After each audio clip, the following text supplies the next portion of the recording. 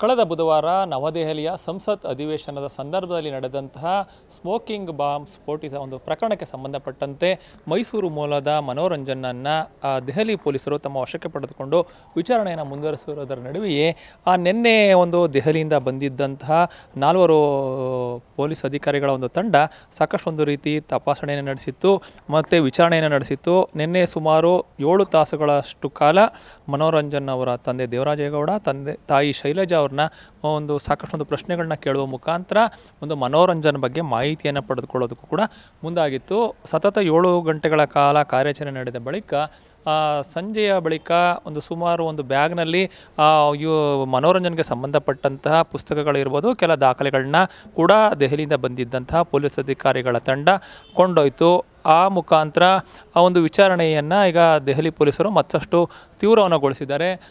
ಇಂದು ಕೂಡ ಮನೋರಂಜನ್ನ ತಂದೆ ತಾಯಿನ ವಿಚಾರಣೆಗೊಳಪಡಿಸ್ತಾರೆ ಅನ್ನೋದು ಮಾತುಗಳು ಕೇಳಿ ಬರ್ತಾಯಿದ್ರು ಕೂಡ ಮಧ್ಯಾಹ್ನದವರೆಗೂ ಕೂಡ ಯಾರು ಕೂಡ ಯಾವುದೇ ಕೂಡ ಪೊಲೀಸ್ ಅಧಿಕಾರಿಗಳು ಕೂಡ ಬರಲಿಲ್ಲ.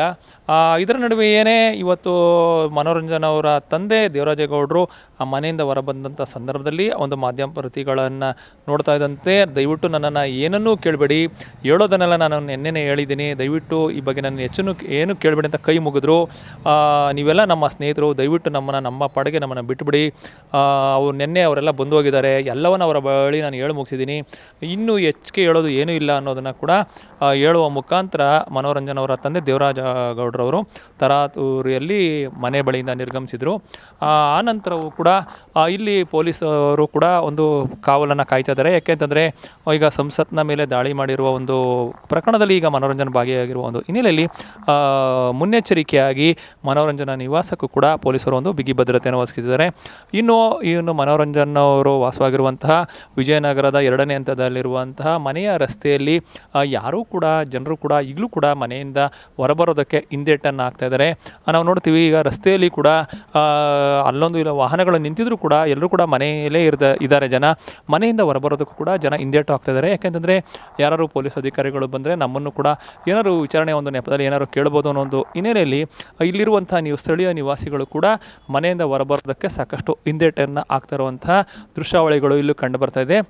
ಮನೋರಂಜನ್ ಇದು ಮೈಸೂರಿನ ನಿವಾಸಿ, ವಿಜಯನಗರದ 2ನೇ ಹಂತದ ನಿವಾಸಿ ಅನ್ನೋ ಮಾಹಿತಿ ಹೊರಬೀಳ್ತಾ ಇದ್ದಂತೆ ಇಲ್ಲಿನ ಸ್ಥಳೀಯ ನಿವಾಸಿಗಳು ಕೂಡ ಸಾಕಷ್ಟು ಒಂದು ರೀತಿ ಆತಂಕಕ್ಕೆ ಒಳಗಾಗಿದ್ದಾರೆ.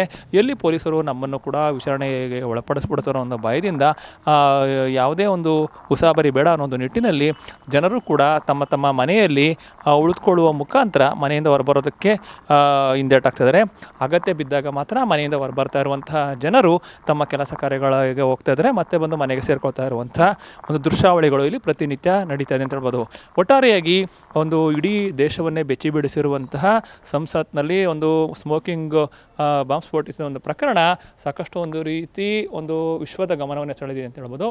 ಆ ಒಂದು ಪ್ರಕರಣದಲ್ಲಿ ಮೈಸೂರು ಮೂಲದ ಮನೋರಂಜನ್ ಭಾಗಿಯಾಗಿರುವ ಒಂದು ಹಿನ್ನೆಲೆಯಲ್ಲಿ ಒಂದು ಪೊಲೀಸ್ ಅಧಿಕಾರಿಗಳ ತಂಡ ಈಗ ಮೇಲಿಂದ ಮೇಲೆ ವಿಚಾರಣೆಯನ್ನು ಮುಂದುವರಿಸ್ತಾ ಇರುವ ಒಂದು ಹಿನ್ನೆಲೆಯಲ್ಲಿ ಮನೋರಂಜನ್ನ ನಿವಾಸಕ್ಕೂ ಕೂಡ ಬಿಗಿ ಭದ್ರತೆಯನ್ನು ಪೊಲೀಸರು ಕೈಗೊಂಡಿದ್ದು ಮುಂದೆ ಏನಾಗುತ್ತೆ ಅನ್ನೋದು ನಾವು ಕಾಯ್ದು ನೋಡಬೇಕಾಗುತ್ತೆ. ಕ್ಯಾಮ್ರಾ ಪರ್ಸನ್ ಉದಯ್ ಜೊತೆ ರಂಗಸ್ವಾಮಿ, ನ್ಯೂಸ್ ಒನ್ ಕನ್ನಡ, ಮೈಸೂರು.